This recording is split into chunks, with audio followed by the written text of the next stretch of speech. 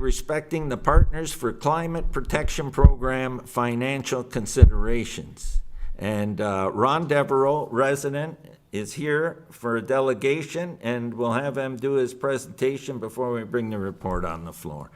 And I'll call on Ron Devereux for his delegation. Please state your name and address, and then we'll open the floor to questions for Ron after his presentation. Welcome, Ron. Thank you, Mr. Mayor. Ron Devereux, 43 South Street North, Port Robinson, Ontario.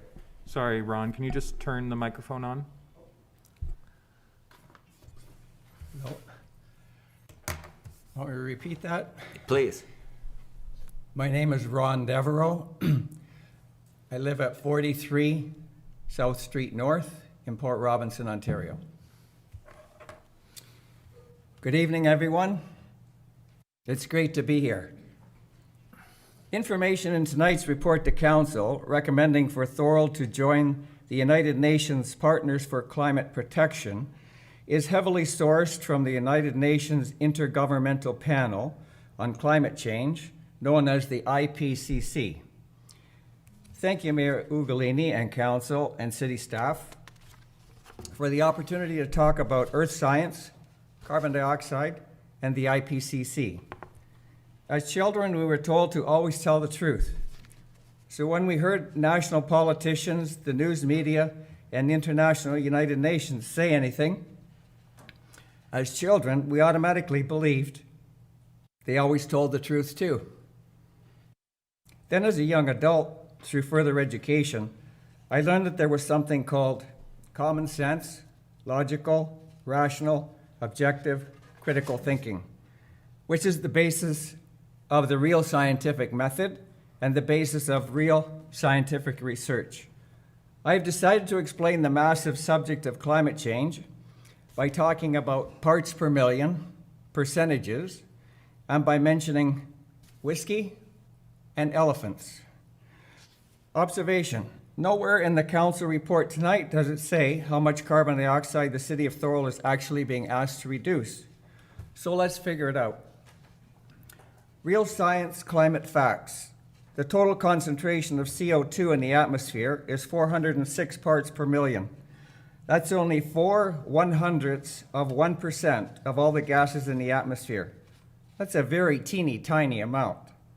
CO2 is only a trace gas. 97% of all atmospheric carbon dioxide actually comes from natural sources. Only 3% comes from human activity by the world's 8 billion people. 3% concentration equals only 12 parts per million.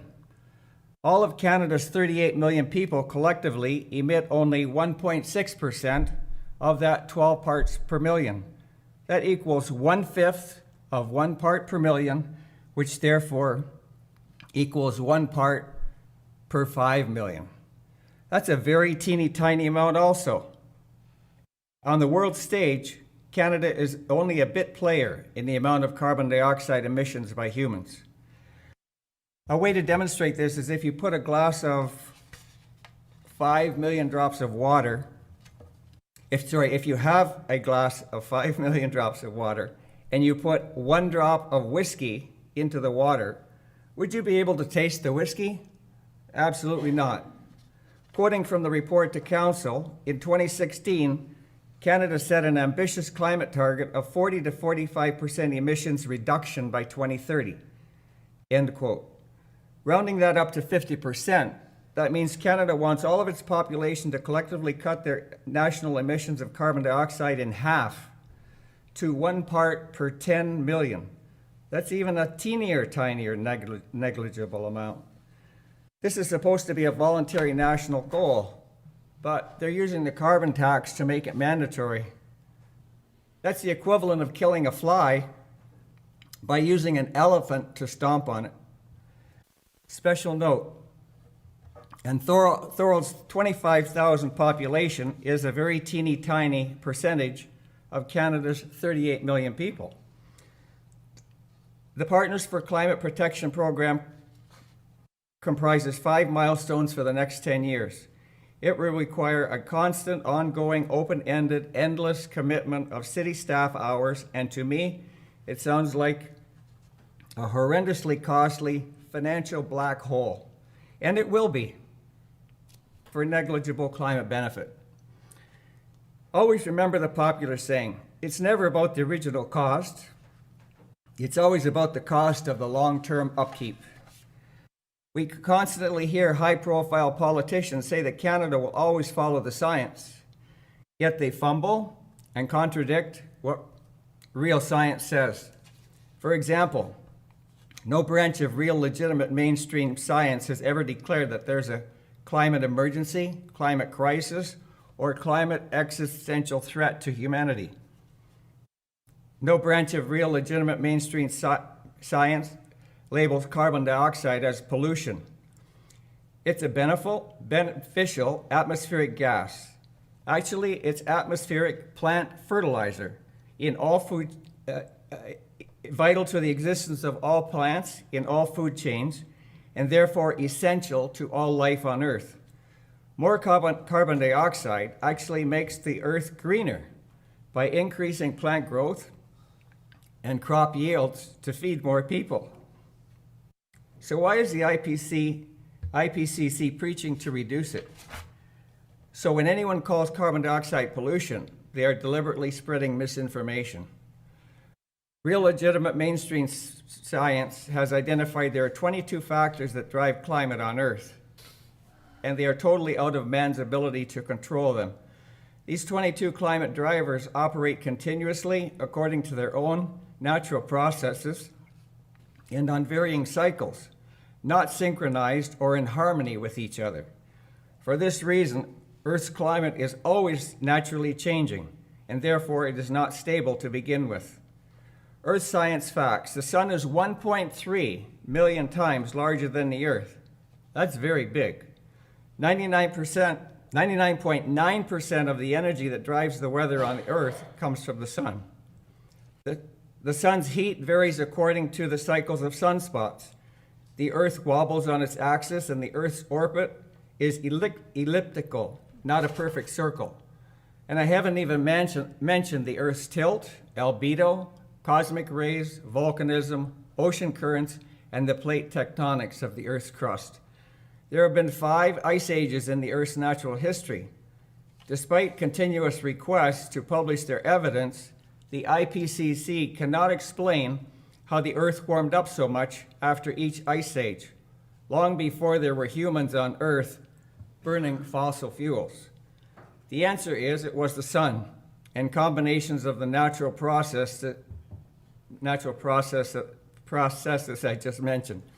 So despite all of these real science facts, why is the IPCC's focus on the 3% of all atmospheric CO2 that comes from human activity?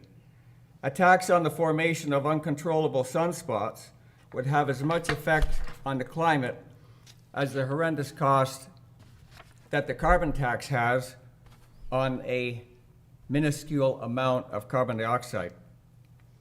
Around the world, the invalid pseudoscience peddled by the IPCC is causing trillion-dollar bankrupting decisions on energy policies.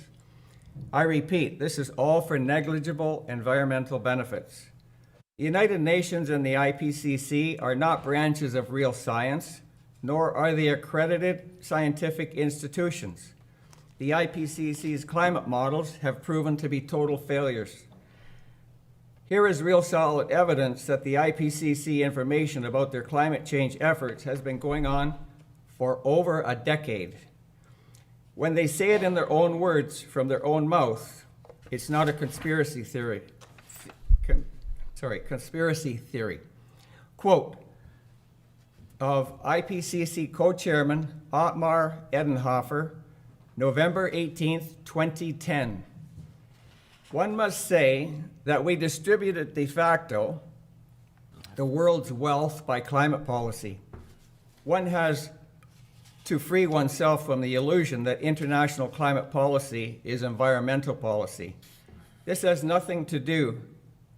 almost nothing to do with environmental policy anymore, end quote. So I'm here to emphasize the IPCC is not an objective objective science assessment organization. It's an authoritarian political advocacy organization. Its climate reports repeatedly ignore real published scientific research. The costs of IPCC climate recommendations are far higher, and the benefits are extremely far lower than they claim. Reliance on the IPCC's climate advice is bad advice. When the IPCC says that, quote, climate change is a pressing issue, devastating the environment as well as humanity, end quote, it is severely spreading misinformation. Ron, you have 1 minute left, so Okay. I'm just giving you the Yep. warning. It is severely spreading misinformation, fear-mongering, and guilt-mongering to the maximum. The IPCC misleads way more than it informs. The Partners of Climate Protection Organization is comprised of over 500 participating municipalities across Canada. Your decision tonight should not be about keeping up with the Joneses, who are running other municipalities who didn't do their homework. Any subjective fish can float downstream with the crowd.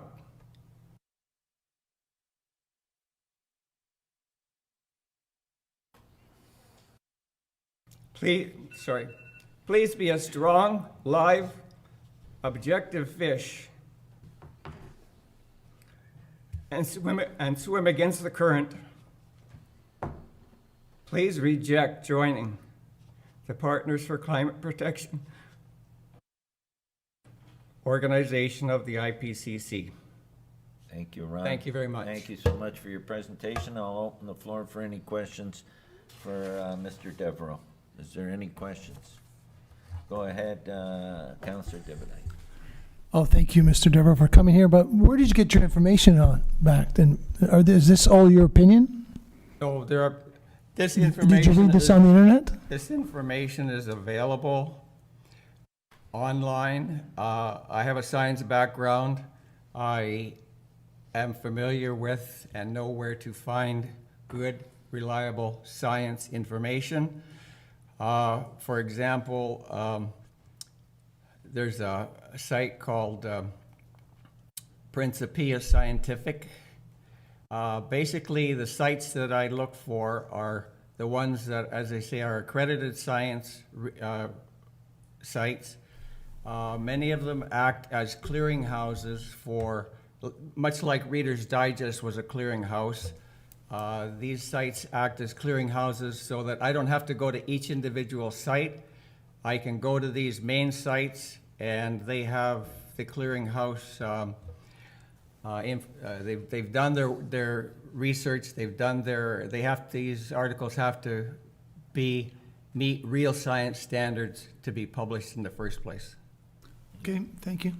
Any further questions? Go ahead, Councillor DeRose. Through you, Mr. Mayor. Ron, thanks for the presentation. Very educational.